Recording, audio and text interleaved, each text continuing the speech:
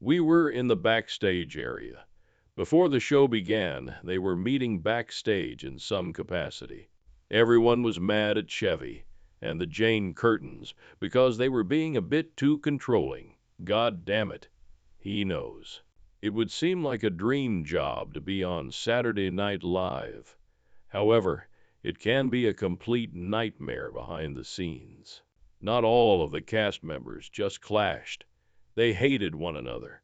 The tension was so thick that a knife could cut through it. Fists almost followed, and F-bombs flew. The most shocking feuds involving SNL stars who detested their co-stars are listed here. Kattan versus Norm Macdonald. Never one to mince words, Norm Macdonald was open about his contempt for fellow cast member Kattan while he was on Saturday Night Live. I don't find him funny. What can I say? Never made me laugh. Macdonald said plainly in a 1997 Rolling Stone interview, and that statement alone set the tone for what many insiders characterized as a strained and frequently acrimonious relationship between the two. The New York Observer cited a person who said the hostility went beyond simple rumors. It was felt strongly and often manifested. Their relationship was quite tense. Norm would rip Kattan to his face, according to the informant. Norm is a peculiar individual. He will be blunt while expressing his dislike for someone. Additionally, Macdonald's contempt frequently manifested itself in little but noteworthy ways. On the Fly on the Wall podcast, which was hosted by David Spade and Donna Carvey, Will Ferrell once related a story about a very strange incident that happened between the two. Kattan took off his shoes and napped throughout a flight. They were gone when he awoke. He suspected Macdonald right away, but he denied it.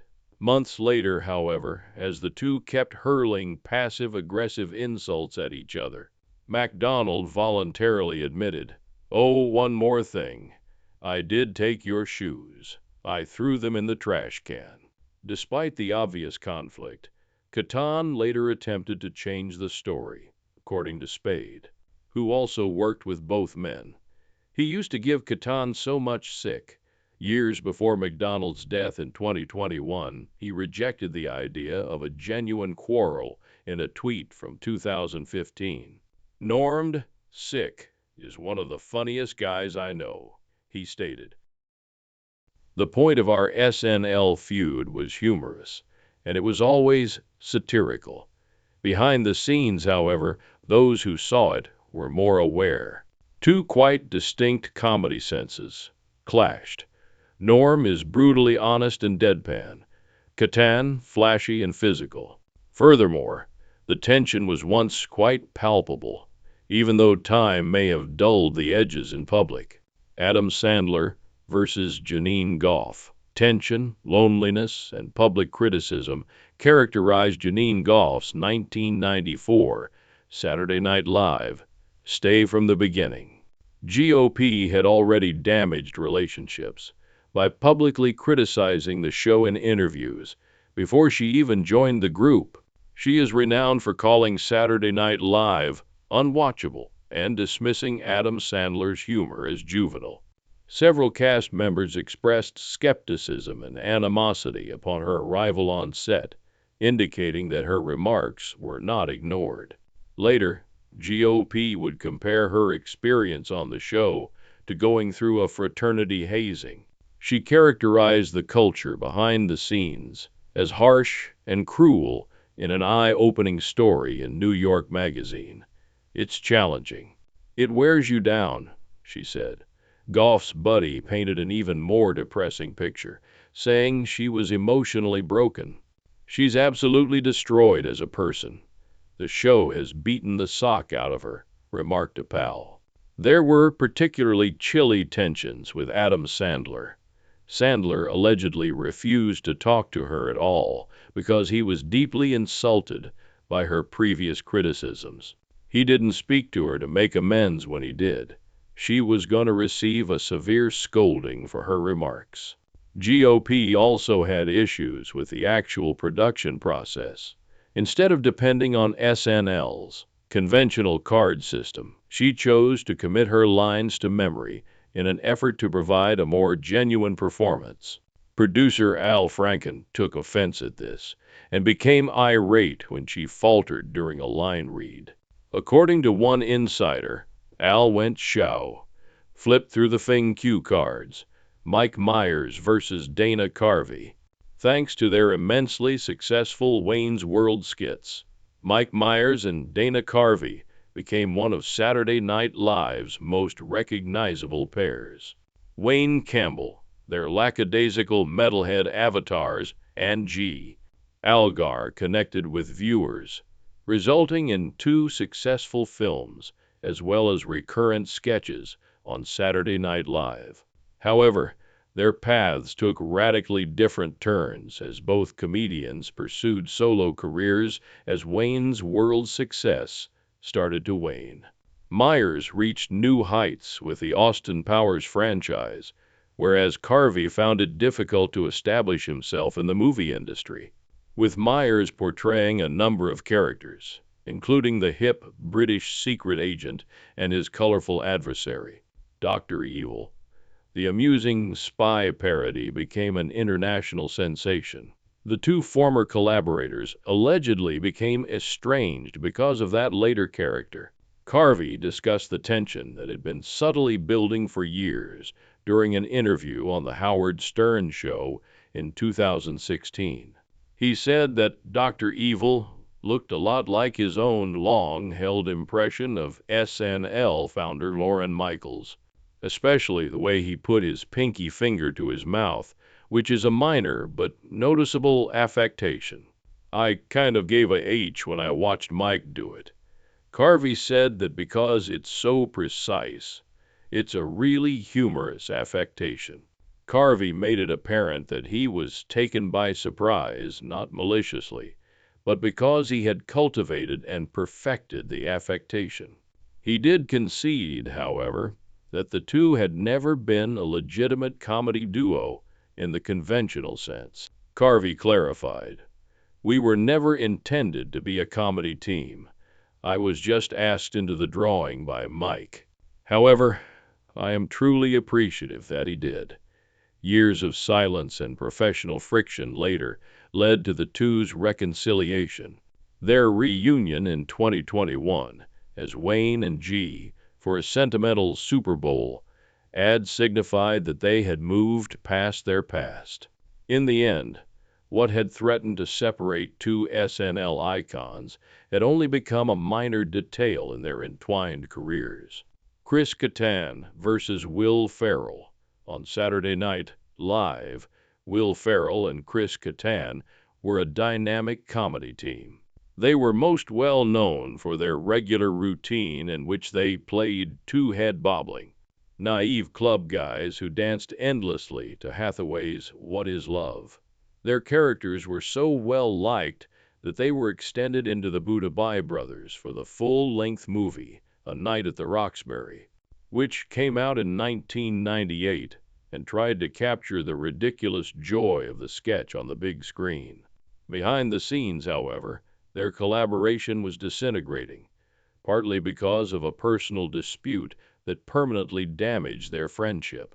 Kattan said in his 2019 memoir, Baby Don't Hurt Me, that he was coerced into dating director Amy Heckerling by SNL producer Lorne Michaels. Kattan claims that Michaels feared Heckerling, who is well known for directing Clueless, was about to leave the film, and that Kattan's proximity to her may persuade her to stay. Although Heckerling eventually remained on as a producer rather than a director, Kattan said, feeling betrayed and perplexed by the circumstance.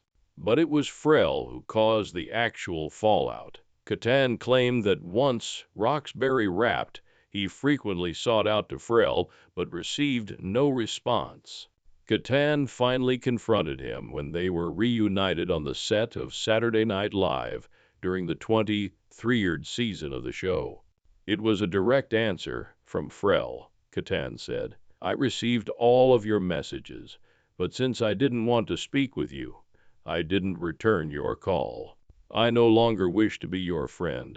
According to Kattan, Ferrell felt betrayed by the relationship with Heckerling, which was the root of his rage.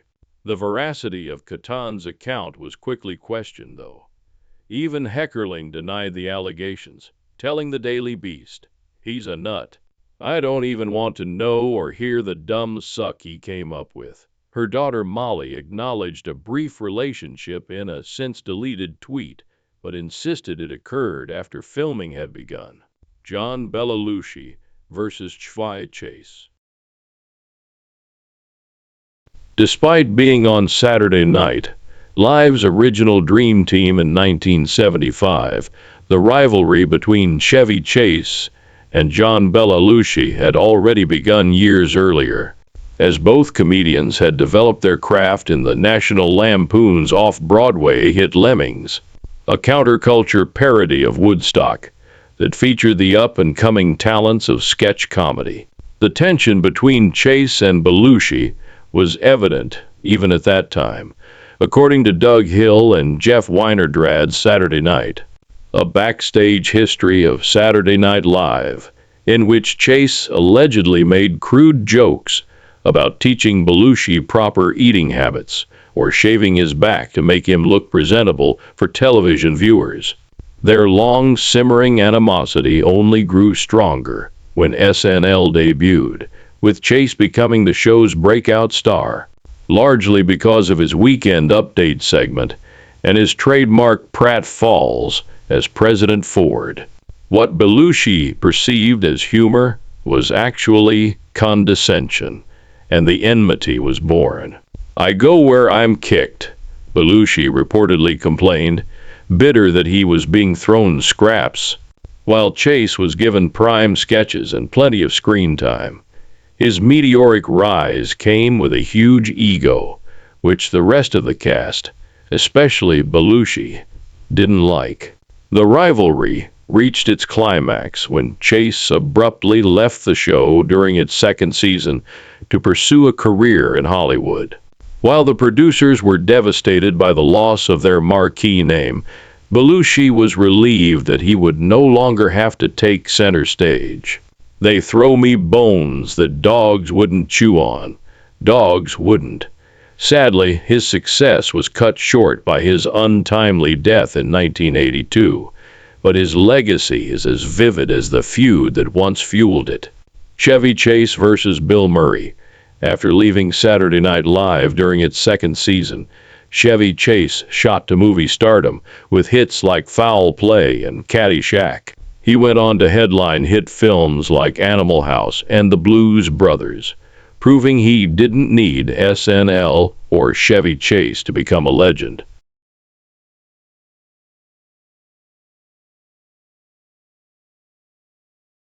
However, his ego grew as his success did, and when he returned to hosting Saturday Night Live, he made sure his old co-stars knew he had outgrown them. By that time, his replacement, Bill Murray, had already joined the show. The two had never gotten along, but Chase's arrogant demeanor just made Murray even more contemptuous. Just minutes before a live performance, the tension erupted. Chase and Murray were already teasing each other backstage during rehearsals and in one sketch. Murray allegedly took a low blow that made fun of Chase's troubled marriage. Chase responded with a cruel crack that Murray's pock-marked face resembled the moon's surface, claiming that astronaut Neil Armstrong had landed on it. When Chase barged into John Belushi's dressing room 5 minutes before airtime, he found Murray inside. "Let's go, sucker," he growled. "This is my show now," Murray retorted, followed by a full-fledged fistfight in which punches flew as both Belushi and Murray's brother, Brian Doyle Murray, jumped in to pull the two apart. Murray, for his part, dismissed the altercation in a 2012 interview with Empire, calling it a Hollywood altercation, a don't touch my face kind of thing. Years later, Chase would tell Howard Stern that Belushi had secretly fueled the feud, whispering poison into Murray's ear out of jealousy over Chase's rise to fame. When Tracy Morgan joined the Saturday Night Live cast in 1996, he anticipated a difficult but thrilling new chapter in his comedy career. He claimed that they quickly reconciled, but the incident is still one of the show's most notorious behind-the-scenes conflicts. A vicious concoction of bruised egos, old grudges, and live TV pressure. He wasn't prepared for the lack of warmth from two long-standing cast members, Chris Kattan and Chariot, who, according to Morgan, weren't at all welcoming. In his 2009 memoir, I Am the New Black, he candidly expressed his bitterness towards them, detailing their obvious disrespect for him. He was still furious years later. All I can say about that is, where is Chris Kattan now? Now, where is Chariot Terry? Morgan wrote, that Bach can't even get arrested. However, the printed page wasn't enough for Morgan, who went off script and launched into an unscripted rage when recording the audiobook version of his memoir, much of which was later covered by Entertainment Weekly and Gawker.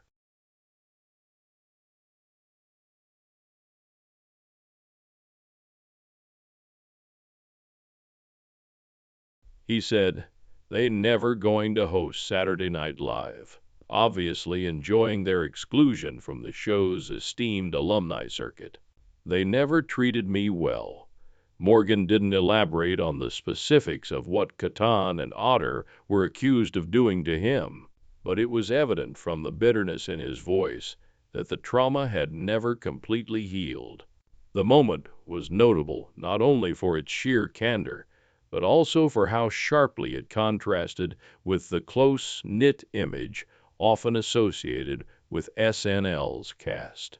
He emphasized that not everyone on the show treated him poorly, praising fellow cast members Will Ferrell, Colin Quinn, and Molly Shannon as supportive and kind. But when it came to Kattan and Otter, he didn't hold back. I never cared for them either, he declared. Despite the difficult beginning, Morgan would go on to become one of the most enduring and adored cast members of his time, demonstrating his tenacity even in the face of opposition from his own peers. For Morgan, the experience exposed an underlying animosity, particularly towards newer or different voices attempting to make their mark. Jimmy Fallon versus Tracy Morgan. During his tenure on Saturday Night Live, Tracy Morgan was not afraid to call out any behavior that annoyed him, and one cast member in particular irritated Morgan. In an open interview with Penthouse, Morgan revealed his intense annoyance with Fallon's infamous tendency to break character during live sketches. While many fans found Fallon's habit of cracking up mid-performance to be endearing, Morgan had a different opinion. I really didn't like that laughing and all that dumb bleep he used to do, Morgan said bluntly on page 6. And he wouldn't mess with me because I didn't bleeping play that sock. According to Morgan, Fallon's actions were not only impolitic, but also self-centered, which is to say, oh, look at me, diverting attention from everyone else. Morgan decided to take matters into his own hands and gave Fallon a firm warning, saying, I'm the cute one. Don't pull that stunt in my sketches. Morgan made it clear that he wasn't afraid to set boundaries, even with popular cast members. And to Fallon's credit, he listened. I told him not to do that suck in my sketches. So he never did, Morgan said. Years later, Morgan received his comedic retribution in a much more humorous and public manner. Morgan's character, Tracy Jordan, mocked Fallon's tendency to break character in the popular NBC sitcom 30 Rock, which was created by fellow SNL alum Tina Fey. In a sly nod to their SNL days, Jordan starts purposefully laughing mid-setch, causing scenes to be derailed to gain attention, mirroring Fallon's previous tendencies to a T. John Lovitz versus Nora Dunn. Both sharp comedic performances and sharp behind the scenes. Tensions characterized Nora Dunn's tenure on Saturday Night Live, especially with fellow cast member John Lovitz, who had a fundamentally different approach to comedy and frequently clashed, creating a volatile dynamic on the set of a show already known for its high-stress production.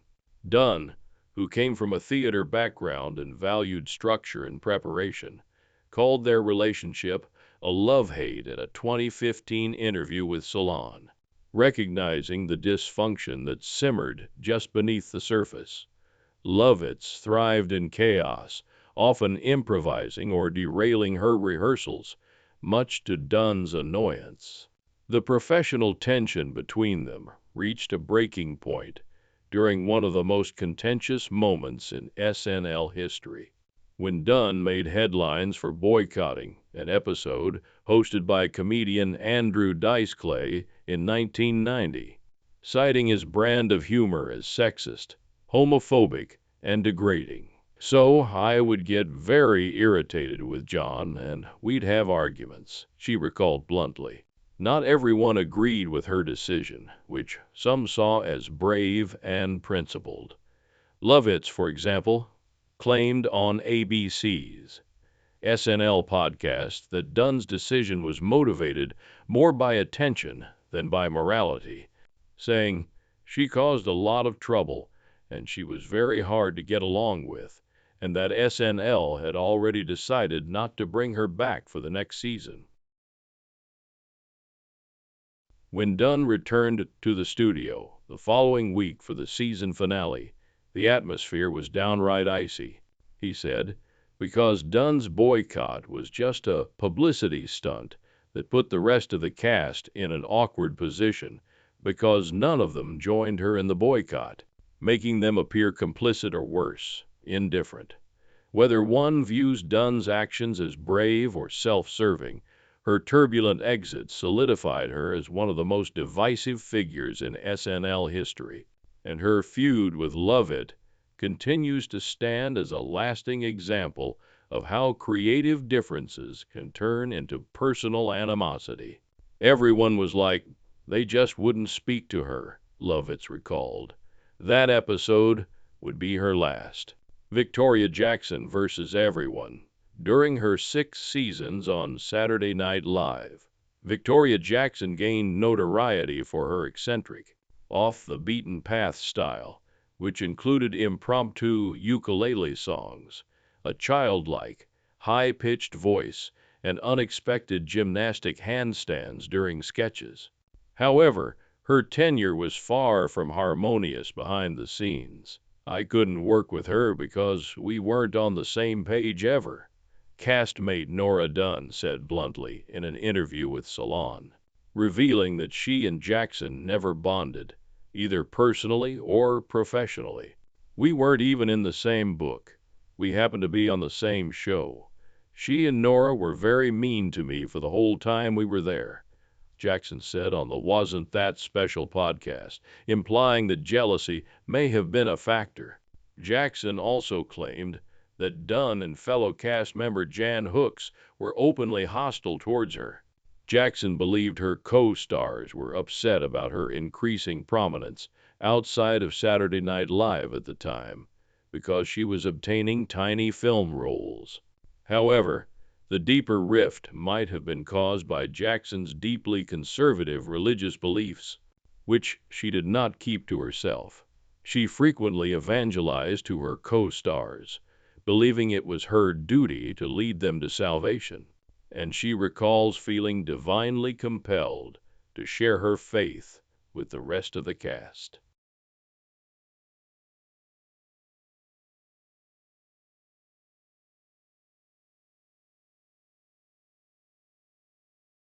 Al Franken, a performer and writer on the show, confronted Jackson about her intensity.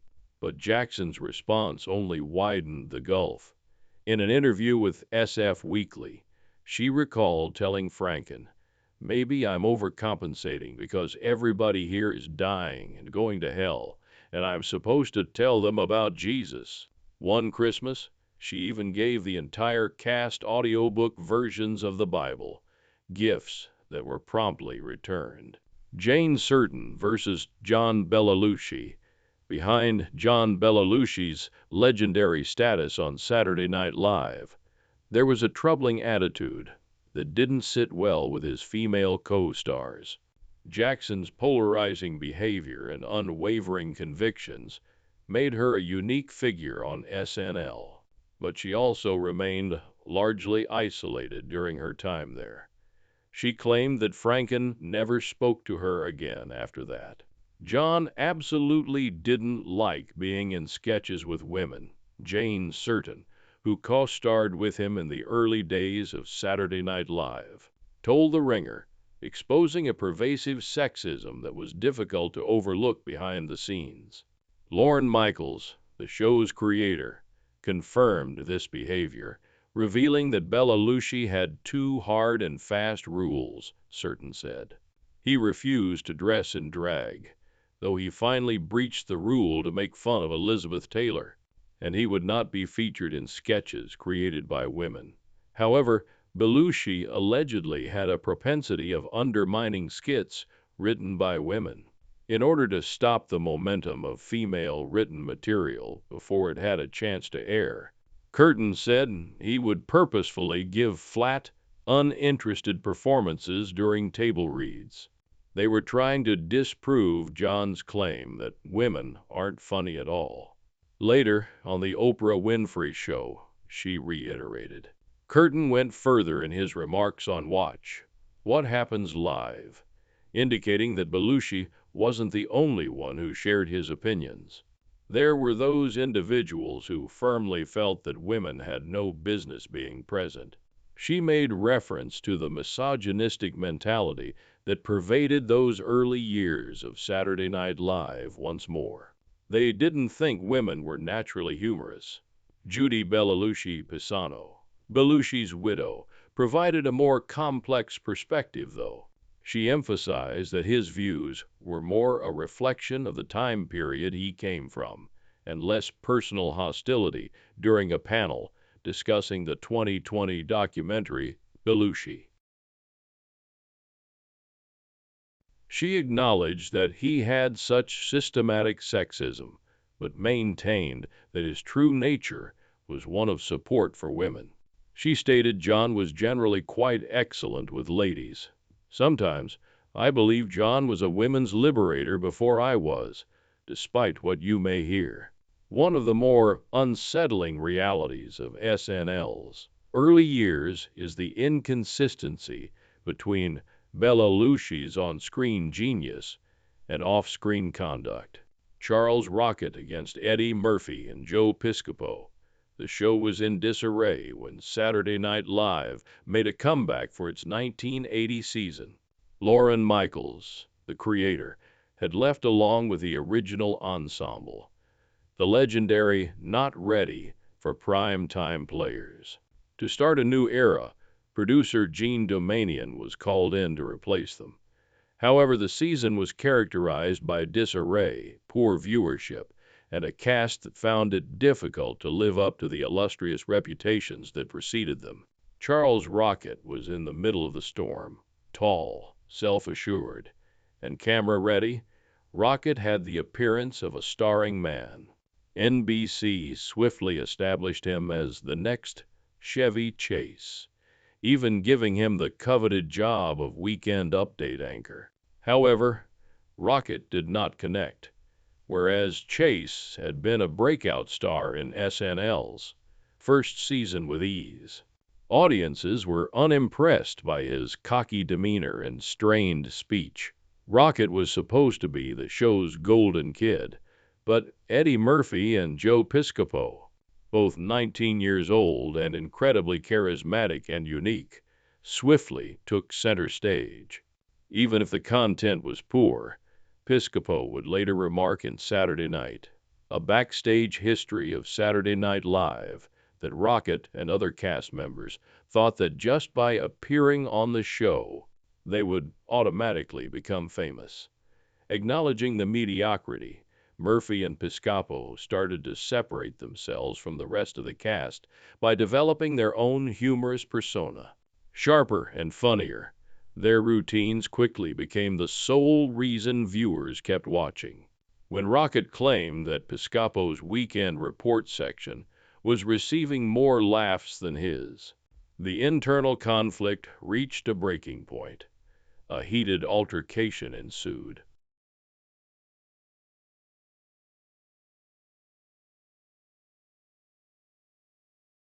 "You're not part of this cast at all," Rocket allegedly said at Murphy and Piscopo.